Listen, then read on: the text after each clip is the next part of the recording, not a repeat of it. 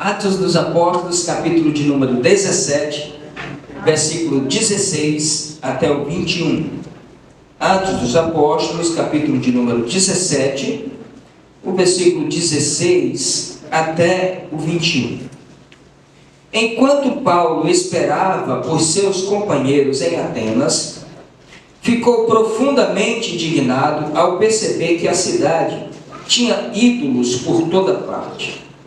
E sobre esse tema dissertava na sinagoga entre os judeus e os gentios obedientes a Deus, bem como na praça principal diariamente, e todos aqueles que ali estivessem, a todos aqueles que ali estivessem.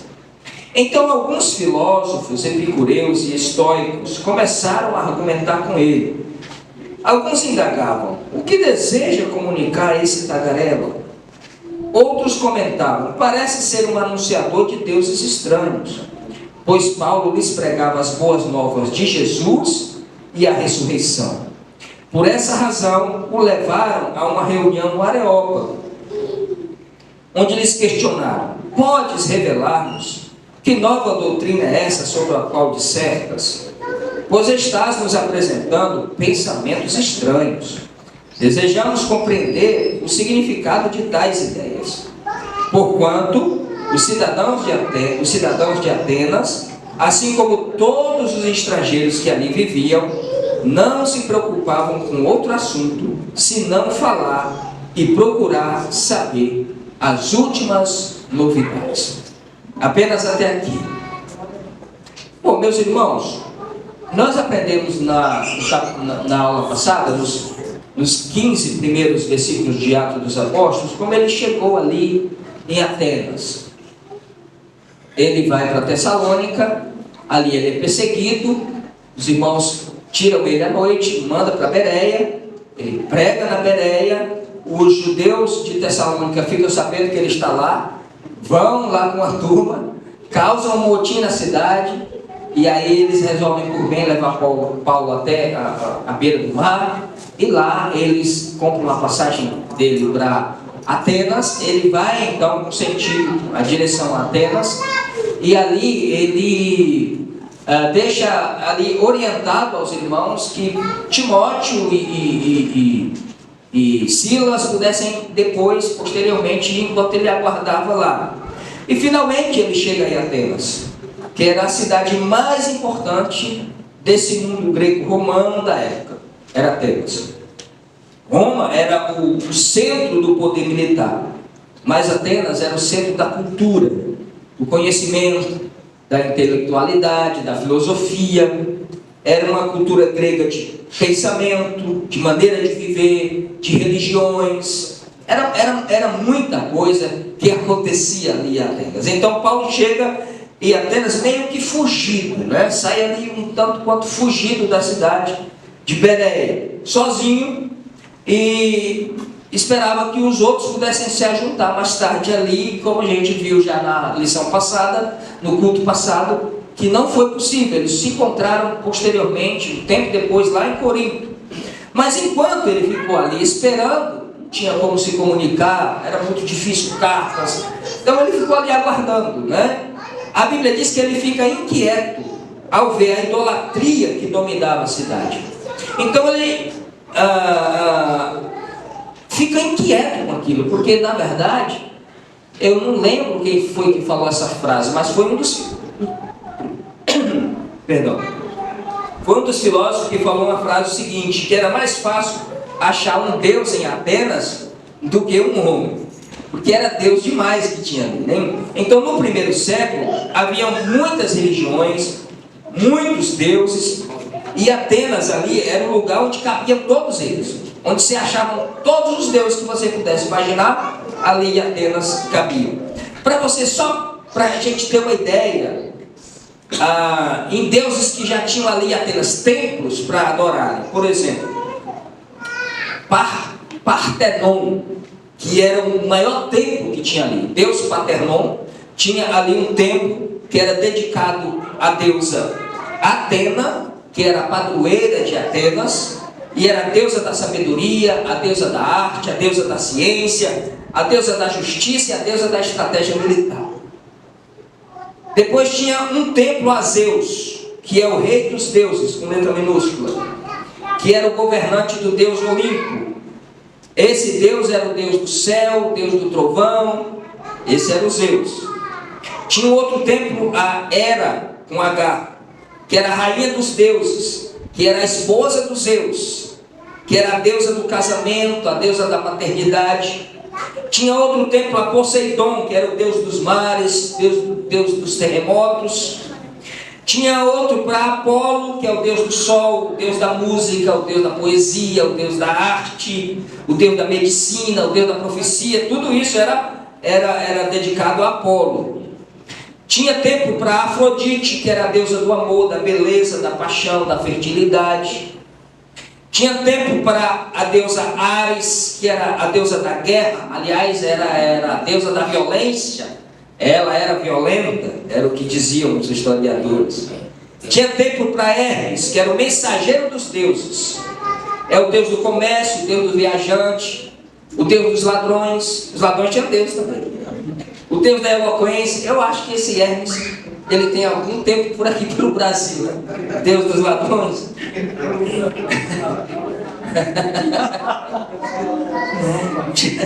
Tinha o templo ao deus Dionísio. E Dionísio já é o deus do vinho, o deus do bacanal, o deus da festa do prazer.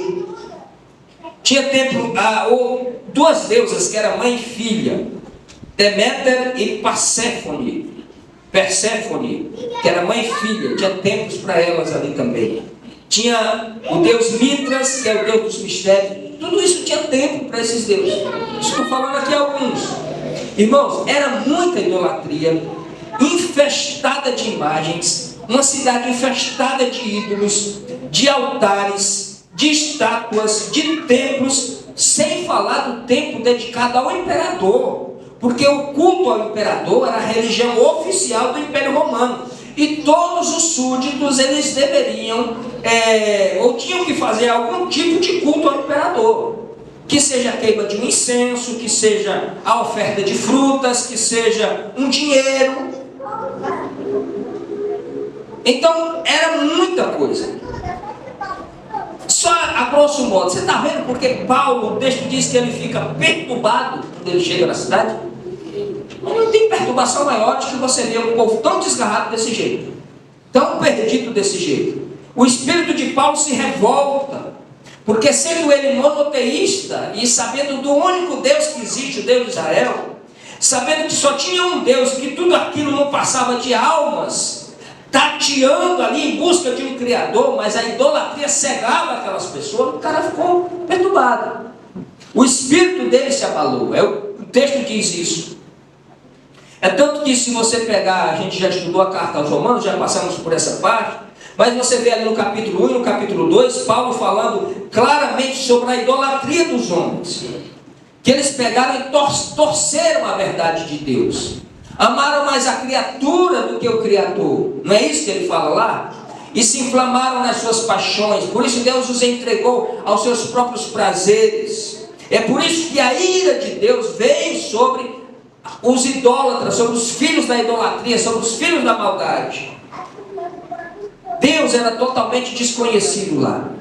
Deus, o único Deus, o Deus de Israel, era totalmente desconhecido. Por isso Paulo, quando vê aquilo, ele vai direto para a sinagoga. Ele chega na sinagoga e ele encontra uma sinagoga omissa, porque a sinagoga tinha a responsabilidade de apresentar Deus para aquela cidade. A sinagoga estava omissa. Como é que eles poderiam fazer frente a tudo aquilo? Como é que eles poderiam se impor diante daquilo? Paulo fica indignado com o pessoal da sinagoga também. E aí ele vai para a praça. E não satisfeito, ele vai para a praça. Todo dia, o texto diz que todo dia ele ali ia dissertar, ia falar alguma coisa. Por quê? Porque essa praça principal de Atenas sempre tinha muita gente lá. Essa cultura grega, as cidades gregas, ela tinha uma cultura de ir na praça, fazer negócios, contar as novidades, tinha comércio, tinha tribunal, tinha questões civis, tinha palestras. É tanto que ele chamava a praça de ágora, que a pessoa podia subir ali e falar, dissertar, discursar para os ouvintes ali. Havia uma tradição na Grécia Antiga que os filósofos, eles iam de cidade em cidade para as praças expor as suas ideias.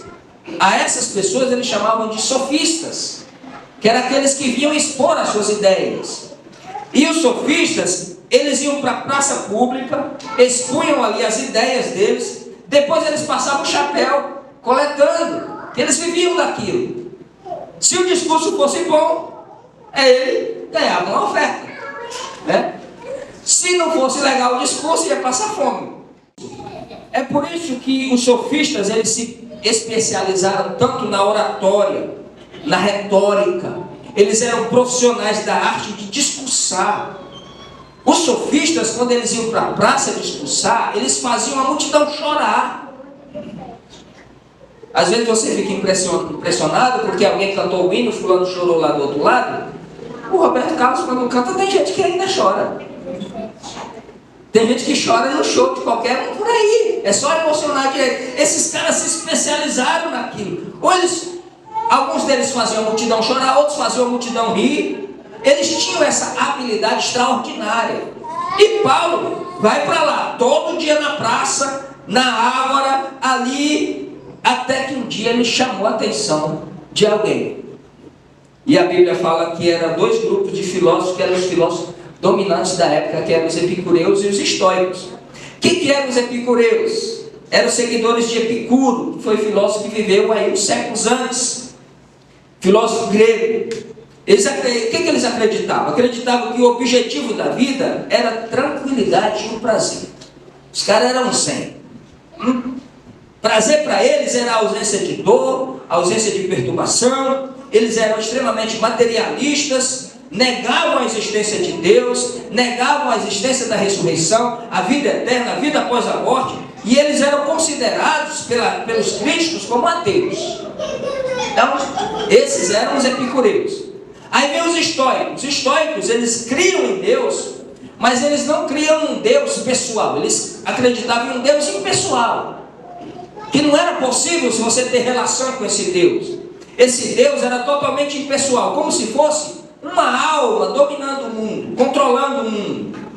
Ou seja, sabe aquele negócio que Deus é tudo e tudo é Deus? Então, essa é uma crença dos estoicos, que eles eram panteístas, acreditavam que Deus estava em todas as coisas. Eles não criam na possibilidade de um Deus pessoal, ou seja, na pessoalidade de Deus, mas apenas que era uma força, uma energia. Ainda hoje tem gente que acredita assim. E tinha uma terceira classe de filósofos que eram os neoplatonismos, que eram seguidores de Platão. Esses seguidores de Platão, eles dividiam a espiritualidade em o mundo das ideias, que era o mundo perfeito para eles. A questão da ideia era a perfeição. E o mundo material, que é a coisa imperfeita. Então daí, eles desenvolveram uma ideia de que a matéria é ruim, toda a matéria é ruim, enquanto que o espírito é bom. Por isso que eles cultivavam uma espécie de mortificação do corpo. Eles mortificavam o corpo porque eles entendiam que o corpo deveria ser quebrado, porque o corpo aprisionava a alma. E se eu mortificasse o corpo, a alma seria liberta. A alma precisava ser liberta para a perfeição, e quem segurava a alma era o corpo. Então, essa classe aqui do platonismo acreditava nisso, na ideia, na matéria ruim. Outros já diziam o seguinte, que se a matéria é má mesmo, então nós podemos fazer o que quiser com o corpo, pecar à vontade, viver uma vida dissoluta, que isso não tem influência na área do espírito. Essa ideia, elas entraram no cristianismo. Você vê, antes disso, Paulo já combatendo essa ideia nas cartas. Você vê essa ideia entrando perfeitamente no cristianismo. Inclusive, a decisão do celibatário é uma decisão baseada nisso daqui. Que você está mortificando as suas vontades do corpo, para que o espírito e a alma possa ganhar aí a sua liberdade. É uma vertente dessa ideia, a questão do celibato. Como também a ideia da Maria Virgem Santíssima, porque acredita assim, então, a não ser a última declaração do Papa agora, que já deixou uma confusão terrível, diz que a Maria não é co-salvadora de nada, o único salvador é Jesus, já é uma evolução grande, né? Glória a Deus. Glória a Deus mesmo. E aí eles dizem que a Maria ela é virgem perpétua, não é isso? É uma ideia disso, que a Maria era perpétua, é virgem perpétua, é uma ideia do neoplatonismo. Então, diante dessa gente, a ideia de um Deus que morre, aliás, um Deus que nasce, serve, morre e ressuscita, era totalmente desconexo. Não tinha nem espaço ali, mas Paulo não estava nem preocupado se eles iam ouvir a palavra ou não. Ele simplesmente foi na sinagoga e falou: rapaz, vocês estão aqui e tem o Deus, o único Deus, o Deus de Israel, você não faz nada, eu vou para a praça. E chegava na praça e falava mesmo, até que chamou a atenção dessa gente. E aí eles começaram a debater com Paulo, e Paulo era um judeu versado, inteligente, culto, preparado, criado em Tarso da Cilícia. Aliás, Tarso da Cilícia só perdia na filosofia para Atenas. Criado lá, eles olharam para ele e disseram: o que esse tagarela está falando aí? E tagarela eles tiram de um pássaro que pega coisa e solta, sabe? Então a ideia de tagarela é quem solta palavras à toa, desconexas, sabe? Esse tagarela aí que está falando palavras desconexas. Mal sabiam eles que aquele ambiente ali era onde Paulo se sentia em casa. Falou: não, aqui eu estou em casa, mano. Vocês querem falar de filosofia? Eu sei. Vocês querem falar disso daí? Eu sei. Ele estava em casa, ele estava à vontade, cara.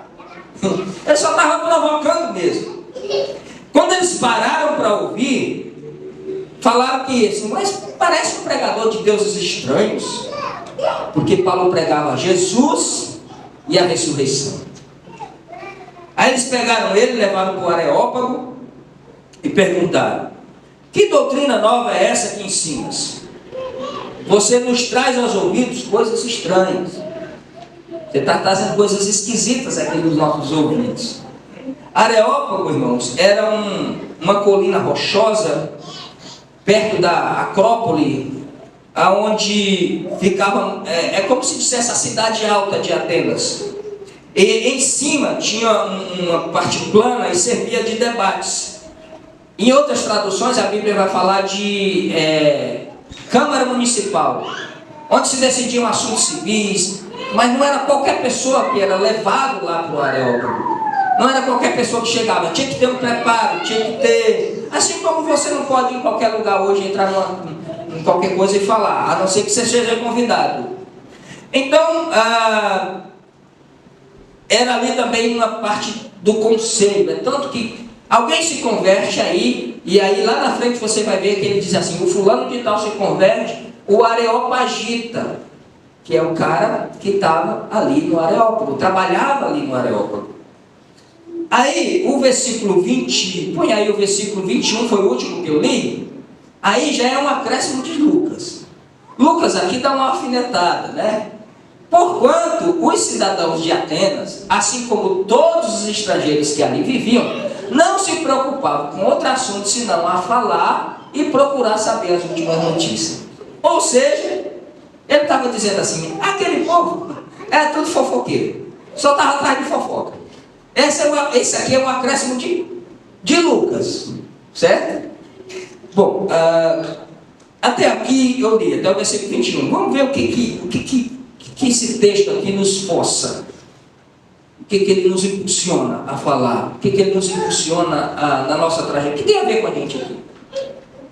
Primeira coisa, a sabedoria secular sem Deus, ela resulta na maior das idolatrias. Versículo 16. Toda sabedoria secular sem Deus, ela resulta em idolatria. Enquanto Paulo esperava para seus companheiros em Atenas, ficou profundamente indignado ao perceber que a cidade tinha ídolos em toda parte. Atenas tinha filosofia, Atenas tinha conhecimento, Atenas tinha deuses, Atenas tinha sábios, tinha pensantes, tinha estrutura, tinha arte, tinha intelectualidade, mas não tinha Deus. Não conheciam a Deus. O conhecimento e a sabedoria secular sem Deus é idolatria. só conduz a pessoa à idolatria. Pessoas que têm conhecimento, têm filosofia, têm sabedoria, mas não têm um Deus presente.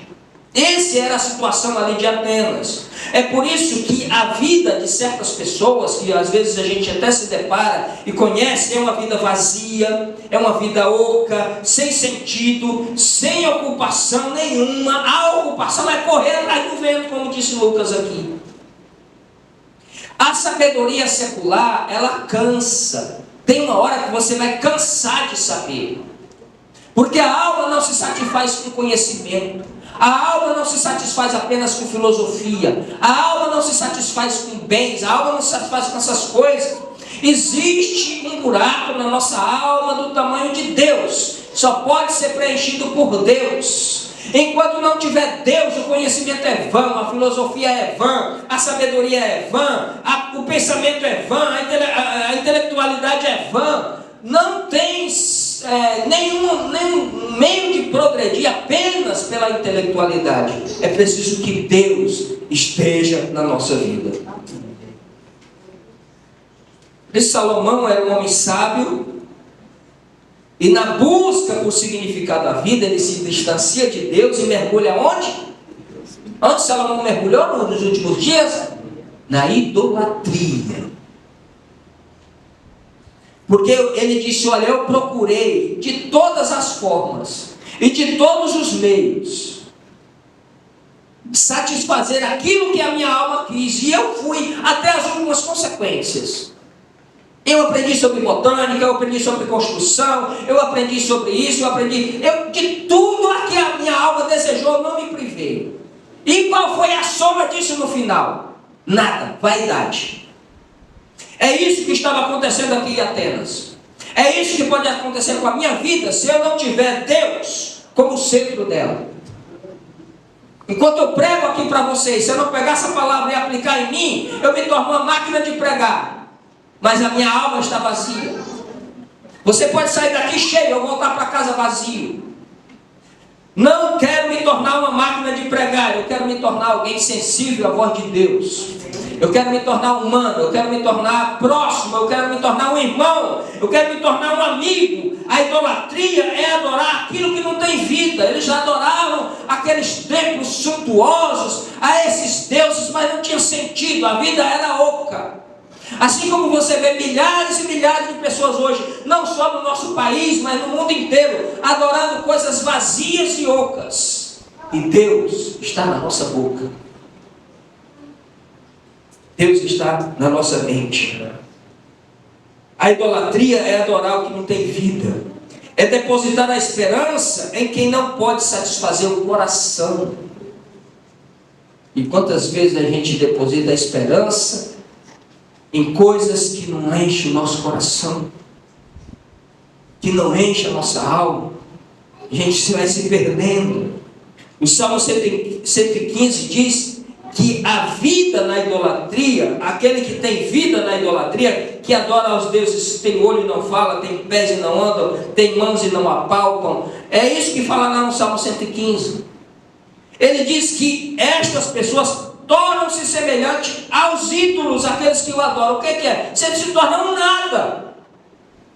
Quem adora a essas coisas vazias se torna um Zé Ninguém. É isso que o texto está dizendo. Paulo chega ali com a mensagem de um Deus poderoso, mas observa, o seu espírito fica indignado com aquele vazio no coração daquelas pessoas. É muito vazio que a gente vê hoje, irmão. Igrejas lotadas de gente vazias. Você pode perceber que existe hoje igreja lotada de gente vazia. Você conversa 3 minutos com uma pessoa, a pessoa está não sei quantos anos na igreja, mas ainda não aprendeu nada. Você diz, não é possível que a pessoa leve uma vida com esse pensamento. É isso? Essa é a imagem que você tem de Deus? Esse é o pensamento que você tem de Deus, do Senhor dos exércitos, do Criador de todas as coisas? Apenas um provedor para a sua vida? Apenas alguém que você vai dobrar o joelho e vai fazer uma campanha, ele vai te abençoar, te dar uma coisa? Você não se rende a ele, você não se entrega a ele, você não o adora pelo que ele é, você não o conhece, você não anda com ele. Está cheio de gente vazia. A segunda coisa aqui no texto é que a responsabilidade de mostrar Deus à humanidade hoje é da igreja. Naquela época era Israel, no Antigo Testamento. Hoje, a responsabilidade de mostrar Deus para a humanidade é da igreja. E a igreja não pode se aculturar ao mundo, senão fica tudo igual. O verso 17. E sobre esse tema dissertava na sinagoga entre os judeus e os gentios obedientes a Deus, bem como na praça principal diariamente a todos aqueles que ali estivessem. O que ele está fazendo aqui? Mostrando Deus. Quer receber? Quer aceitar? Não quer? Eu estou falando aqui. A minha função é falar. A igreja ela tem a responsabilidade de brilhar. A igreja tem que ser sal. A igreja tem que saber trazer sabor. A igreja é esse corpo místico, glorioso de Deus, onde Cristo é a cabeça e nós somos o corpo, os membros. Nós temos a função de mostrar Deus para a humanidade. Nós temos a função de apresentar o Senhor dos Senhores para a humanidade. Lá tinha uma sinagoga, mas estavam se reunindo em nome do Deus de Israel toda semana, mas não tinham relevância nenhuma na cidade. Uma sinagoga perdida lá dentro de Atenas. Não tinha mais relevância, não tinha mais como fazer frente àquela idolatria toda. Você sabe por que Sodoma e Gomorra foi destruída? Não foi por causa da maldade da cidade. Apesar que, em parte sim, né? Mas se na cidade tivesse 5 justos, 10 justos, Deus não pouparia a cidade? Pouparia sim ou não? Não tinha gente para fazer frente àquilo. Porque se tivesse 10 pessoas ali, Abraão disse: Senhor, eu me atrevi a falar contigo mais uma vez. Se tiver 10 justos na cidade, se eu poupo a cidade por amor a esses 10, ele disse: eu poupo. Chegou lá, só tinha Ló e a família. E assim mesmo a mulher ainda ficou para trás. Você entende, irmãos, que para fazer frente não precisa de muita coisa, só precisa de alguém que entenda que ele é a pessoa chamada por Deus para mostrar ele para a humanidade. A sinagoga, coitada, já tinha se aculturado, já tinha se amoldado ali. A igreja ela não pode se amoldar ao sistema mundano. Quando Paulo diz: não vos conformeis com este século, não vos amoldeis a esse sistema, não se torne parecido com esse sistema, não se torne mais um morno nesse sistema. A igreja não pode se amoldar ao sistema humano, mundano. Eu estava ouvindo uma das sessões da CPNI, do INSS.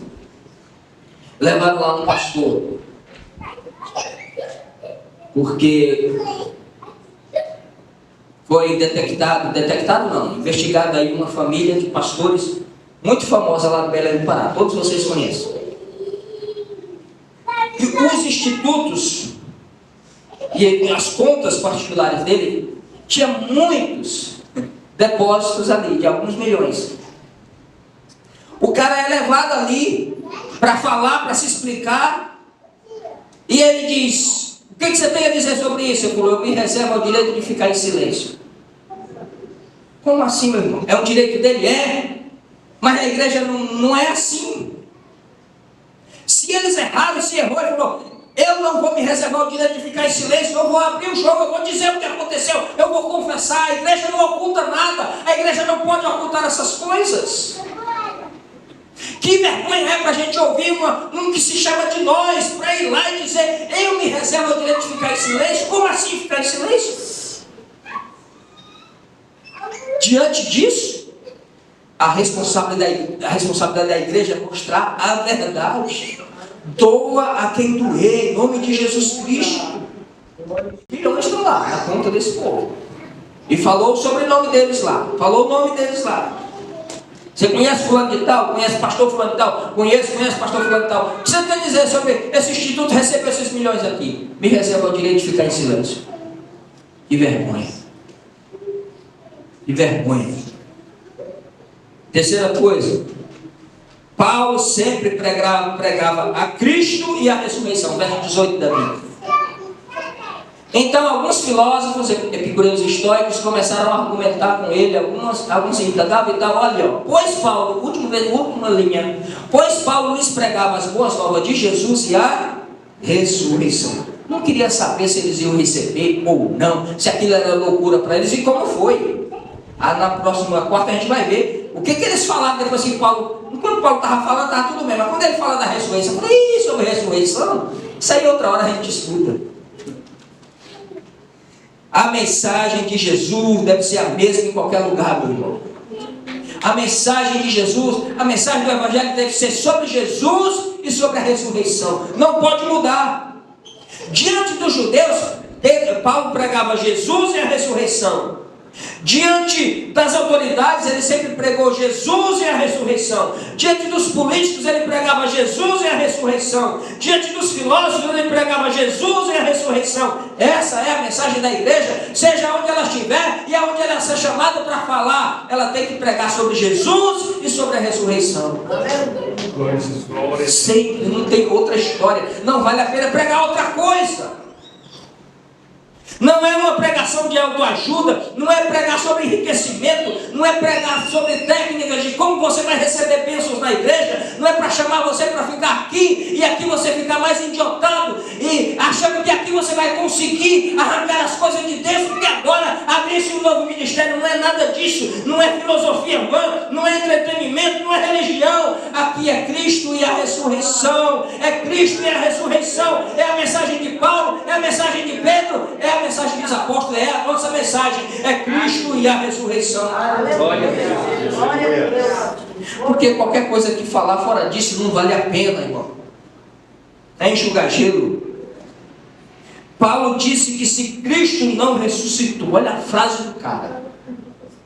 Se Cristo não ressuscitou, é vã a nossa fé. Ou seja, tudo aquilo que a gente está fazendo, tudo vão, se Cristo não ressuscitou. A ressurreição muda tudo, irmãos. Tudo. Por isso, eu já vou direto aqui para o quarto tópico. Jesus e a ressurreição, para muita gente, ainda é uma coisa estranha. Quer ver? Veja o versículo 20. Versículo 20. Pois estáis nos apresentando pensamentos estranhos e desejamos compreender o significado dessas ideias. Paulo pregava sobre Jesus e a ressurreição, e ele dizia que isso era coisas estranhas, pensamentos estranhos. Ainda hoje, essa mensagem de Jesus e a ressurreição, para muita gente ainda é coisa estranha. As pessoas não sabem nada sobre Jesus. Como as pessoas são leigas sobre Jesus. O que muita gente sabe é o que é apenas mais uma religião, mais um povo que se ajunta, mais uma igreja que se abre, mais um culto, mais isso. Mas não conhece sobre Jesus e sobre a ressurreição. Quando as pessoas tiverem consciência sobre Cristo, e que Cristo ressuscitou, e que na ressurreição Ele vence a morte, e que na ressurreição a própria Bíblia diz que Ele expôs os principados e potestades, e eles não se dobram mais. Nenhum cristão que entende sobre a questão da ressurreição, que entende que Cristo ressuscitou, ele não se dobra mais a nenhuma mentira do diabo, não se dobra mais a nada. Aleluia, Jesus. Não se dobra mais, irmãos, não perde mais tempo com nada. Aleluia. Porque se Cristo expôs os principados e potestades, é como se ele pega a morte, vamos supor que a morte seja uma vespa para dar ferroada, ele arranca o ferrão dela e diz: agora você não mata mais ninguém. Eu venci você. A força que você tinha estava nesse poder de matar, que entra através do pecado de Adão, mas agora eu arranquei esse poder seu. Você não tem mais esse poder, não. Isso muda tudo na mente da gente, isso muda tudo. Cristo ressuscitou, isso muda tudo. Significa que aquilo que amedrontava o homem desde sempre, hoje não amedronta mais. O medo, a culpa, o pavor, foi tudo embora. Agora a gente tem liberdade, com a nossa mente cativa em Cristo, para adorá-lo em beleza, na beleza da sua santidade em espírito e em verdade em qualquer lugar. Me desculpe a expressão, nessa parte aqui, eu concordo com os calvinistas. Nada tem poder de me separar de Jesus Cristo, nosso Senhor. Não tem principado, a morte não me separa mais, a luta não me separa mais, pode me amedrontar, pode fazer as caretas, mas conosco está aquele que venceu a morte e ressuscitou para dizer: eis que eu estou vivo para todo sempre. João, velhinho, na ilha de Patmos, achando que já era o fim da vida, falou: daqui eu não volto mais. Mal imaginava ele que Deus tinha levado para lá, para apresentar para ele a revelação que era o Apocalipse, um dos livros mais profundos da Bíblia. E aí ele diz que, quando ele ouve aquela voz dizendo: João, sobe para aqui, ele diz que imediatamente se viu no céu e um trono posto à sua frente. Ele tenta descrever o trono, mas ele não consegue argumentos. Ele diz: olha, quem estava sentado? Alguém estava sentado no trono. Era semelhante a isso, era semelhante àquilo. Por volta tinha um arco-íris, de baixo saía um rio, claro como um cristal. Ele começa a descrever dentro daquilo que é a capacidade que ele tinha na época de descrever aquilo. E aí, quando ele olha e vê o Cordeiro de Deus, aí ele desmonta e cai no chão igual um morto. E aí Jesus vem, toca nele e diz: João, não tenha medo. Eu estive morto, mas eu estou vivo pelos séculos dos séculos. Isso muda tudo na vida da gente, irmão. Isso muda tudo. Quem anda no poder da ressurreição não anda com medo. Quem anda no poder da ressurreição não anda travado. Quem anda no poder da ressurreição não aceita nada bagunçando a sua mente. A sua mente está cativa em Deus. É você quem determina. É Deus quem manda. É Deus quem comanda a sua existência, a sua vida. Glória a Deus, aleluias. E Paulo disse: para mim o viver é Cristo, morrer é lucro. Não tenho medo de nada. O poder da ressurreição é maravilhoso. Paulo carregava esse poder de uma forma tão extraordinária. Nada parava ele. Nada parava ele. Quinta coisa. Aqui você vê a soberania de Deus agindo através de todas as situações da vida. Um Deus que, por trás das decisões humanas, existe o trabalhar dele. Eu gosto muito dessa frase. Por trás das decisões humanas existe um trabalhar de Deus. A ida de Paulo a Atenas parece que não foi planejada. Foi mais uma fuga. Mas foi uma grande oportunidade que Deus abriu para Paulo pregar um dos seus mais belos sermões lá no Areópago. E que sermão esse de Paulo! Quantos caminhos Deus ainda pode torcer para a gente chegar onde Ele precisa que a gente chegue? Não parece uma coisa assim, né? Que Paulo estava entregue na mão dos... o cara está tentando pregar aqui, foge para Bereia. Chega lá em Bereia, a perseguição chega, tem que fugir de ser... Parece que está sendo conduzido pelos homens. Nada disso.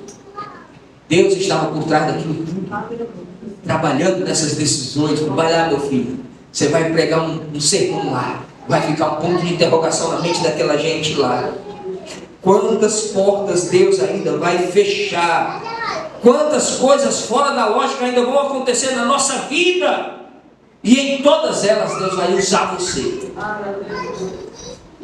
Quantas portas Deus ainda vai fechar para mim? Ou quantas Ele vai abrir? Porque as portas foram fechadas.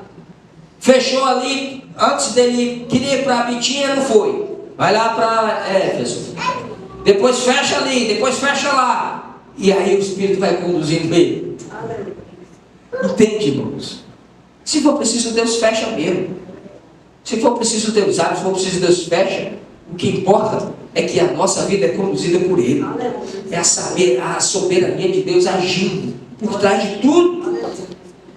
Eu vejo no rei, a rainha Esther ali, uma coisa extraordinária. Porque o cara dá uma festa de 6 meses. 6 meses de festa. Depois ele dá uma festa de 7 dias. No último dia, para se mostrar, fala para a rainha dançar lá em cima da mesa para todo mundo ver. A rainha acho que estava cansada já, falou, não vou. Aí o bobão chama os conselheiros e diz assim, o que a gente faz? Não, o senhor tem que dar um jeito, né? Porque se a tua mulher está te desobedecendo, como é que a nossa vai nos obedecer? Destrona ela. Tira do trono.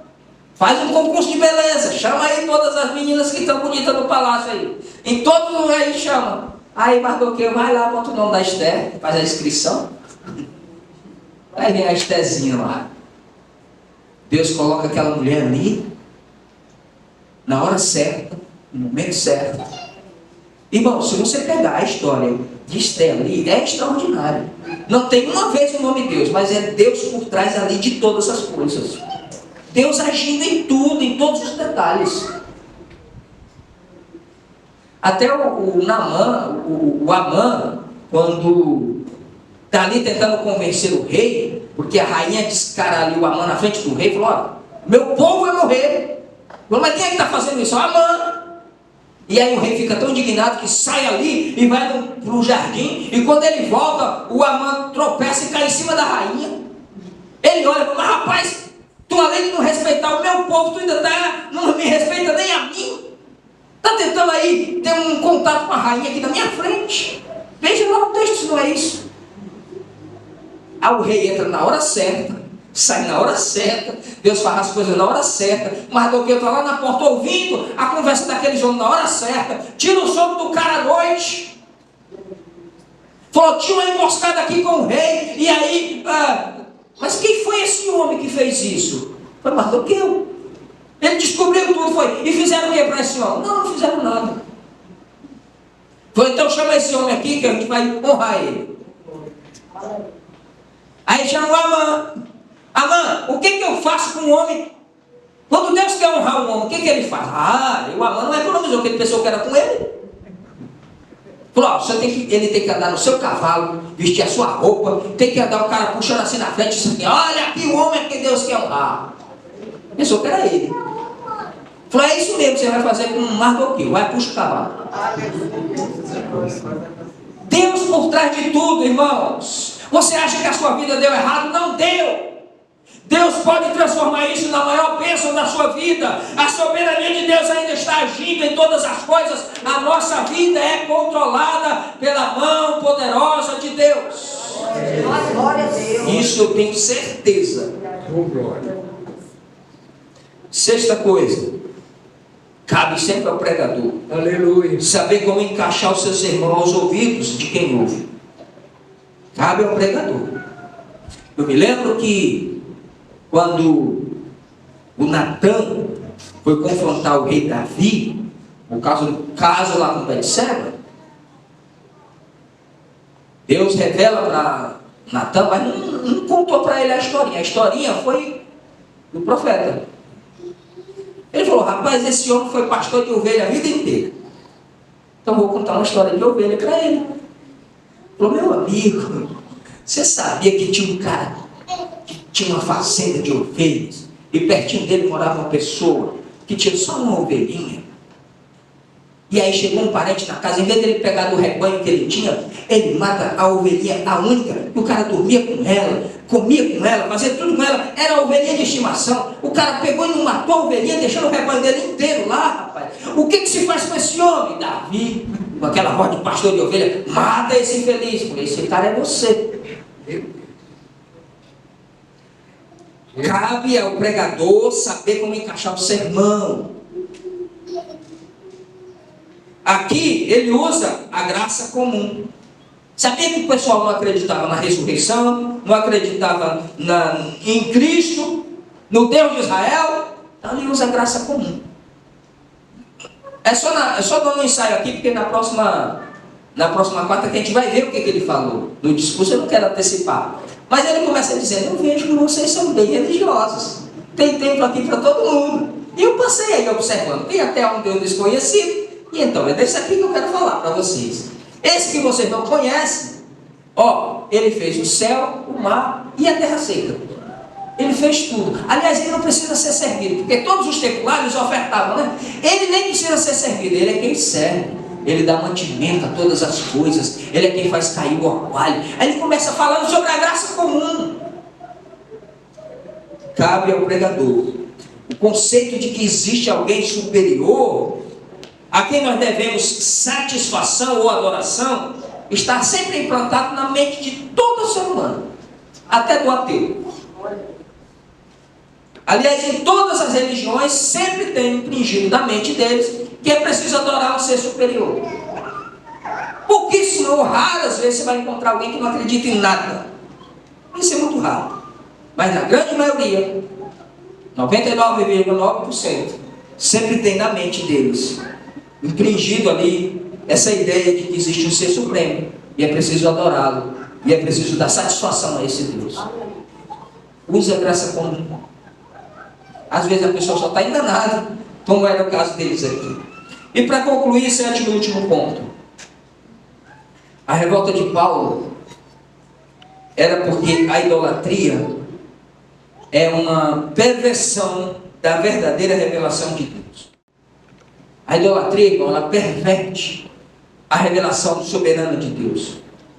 E não existe ninguém isolado ou inocente. Não existirá diante do trono de Deus ninguém tão isolado, uma tribo tão isolada ou tão distante, que ele não possa ser inquirido por Deus e dar satisfação daquilo que ele sabe sobre ele. Porque o próprio Paulo, falando aos romanos, ele disse: existem os judeus que têm lei, mas existem aqueles que não têm lei, mas são regidos pela lei da consciência. Estão todos indesculpáveis diante de Deus. Um dos problemas da nossa geração é a falta de coragem para fazer frente ao engano, para fazer frente à malignidade. A sinagoga que Paulo foi estava aculturada. Já tinham se moldado aos atenienses, não estavam nem aí se Deus estava sendo escarnecido ali ou não. Estavam vivendo muito bem. Hoje eu fico vendo líderes tão influentes que poderiam fazer frente ao erro com seus microfones potentes, com as suas vozes na internet, nos canais de televisão, que poderiam fazer frente à enganação.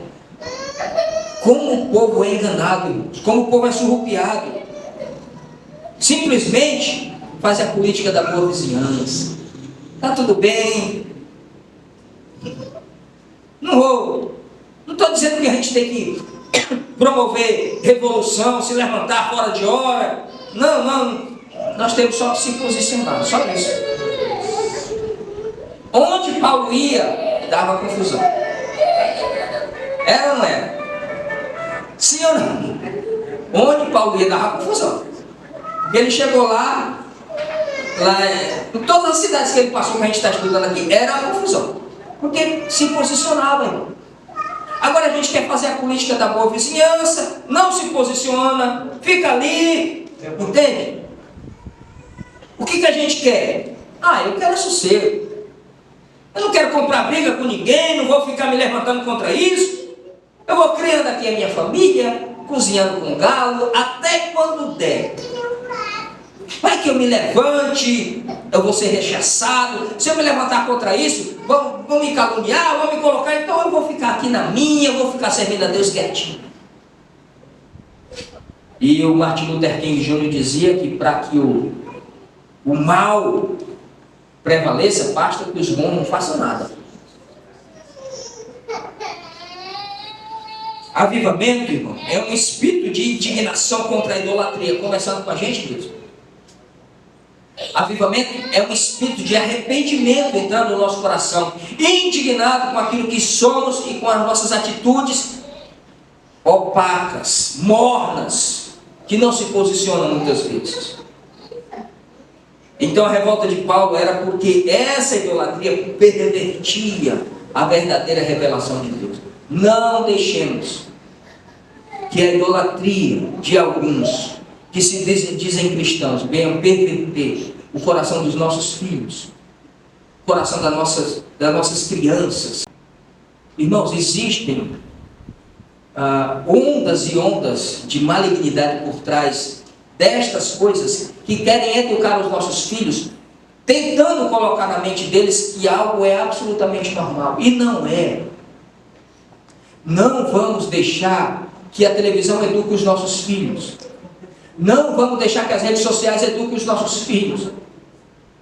Que a escola possa dizer o que é. Não, quem educa os nossos filhos somos nós, e através da palavra de Deus. Em nome de Jesus, vamos nos levantar com esse espírito de indignação.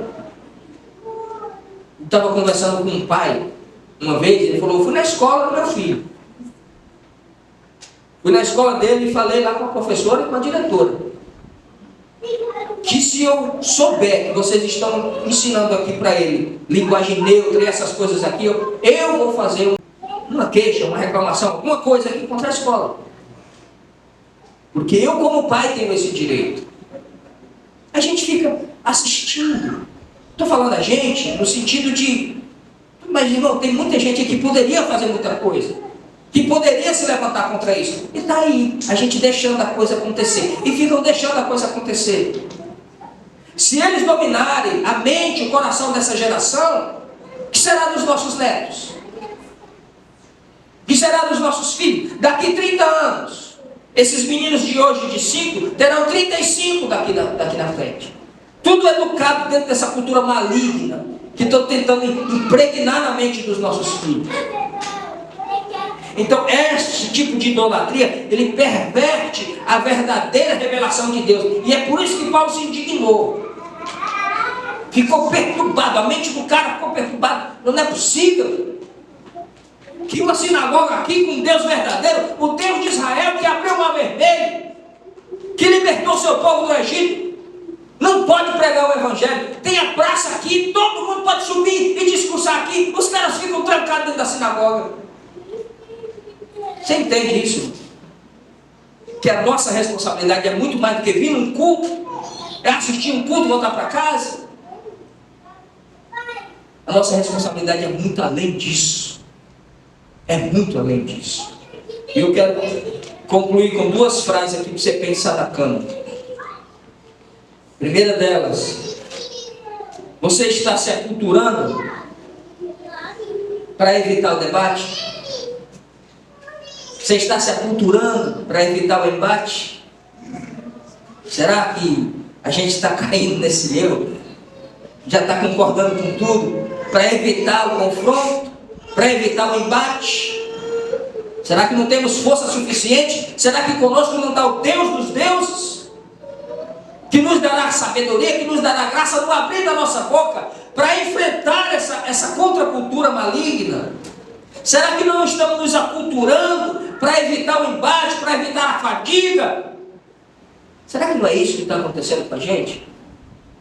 Segunda coisa para você pensar na cama: você sozinho, com a ajuda de Deus, você pode fazer um barulho grande. Sabia? Só você, com a ajuda de Deus, você faz um barulho grande. Porque Paulo fica ali sozinho, mas ele fez um barulho que os caras foram lá, mas que história é essa aí? O que esse tagarela está falando aqui?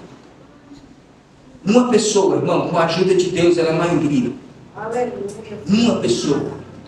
Por isso eu quero dizer para você que não recue, não dê um passo atrás. Você sozinho com Deus, você vence batalhas.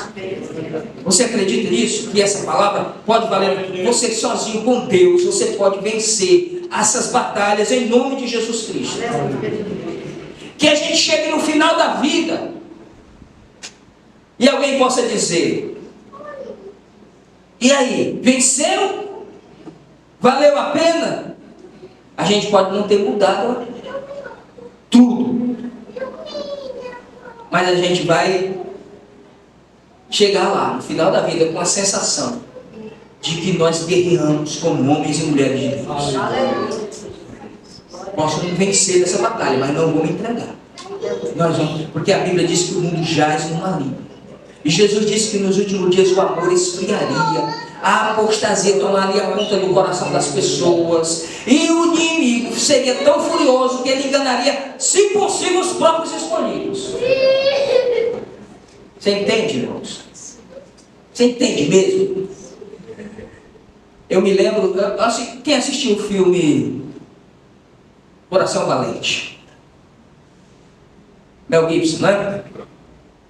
Tem uma hora que ele está em frente ali, os soldados, os coitados, tudo com varapau, tudo eram gente comum, né? Acostumado com guerra. E do outro lado, o exército perfeito ali. Aí ele sai com um cavalo falando. Aí olha, você é o William Wallace? Ele falou, sou o William Wallace. Ah, acho que não é não, me falaram que você era maior. Aí ele falou lá uma brincadeira que eu não vou falar aqui. Mas ele disse, aí os caras, não, vamos voltar para casa, nós nunca venceremos isso aí. Nós nunca venceremos isso daí, vamos continuar dando as nossas esposas para os caras ali, na primeira noite. Era assim que era, na Escócia. Aí ele disse, é verdade, voltem para casa. Durmam tranquilo em casa. E fiquem lá. Mas no final da vida de vocês jamais poderão dizer que lutaram. Porque a única coisa que nós podemos hoje é lutar pela nossa liberdade. Uma coisa que eles não podem tirar de nós é a liberdade de lutar. Ou você volta para casa e fica ali amornado, ou você luta agora. E aí a galera foi e lutou e ganharam aquela primeira parte. Irmãos, acho que pouca gente entendeu que a igreja está aqui para guerrear. Pouca gente entendeu isso. Leva uma vida espiritual, leva a sua fé como se fosse, sei lá, uma coisa banal assim, né? Que a gente vai. A gente está aqui numa guerra. E é guerra forte. Ou a gente usa a armadura que Paulo nos ensina lá em Efésios, ou a gente perde essa guerra. Não vamos nos aculturar, não vamos nos amolgar a esse mundo, não vamos ficar cozinhando, amornados para evitar o embate, mas sabemos que sozinho com Deus nós somos maioria e faremos a vontade do Senhor. Amém? Nem que custe a nossa vida. Que Deus nos ajude. Que Deus nos abençoe.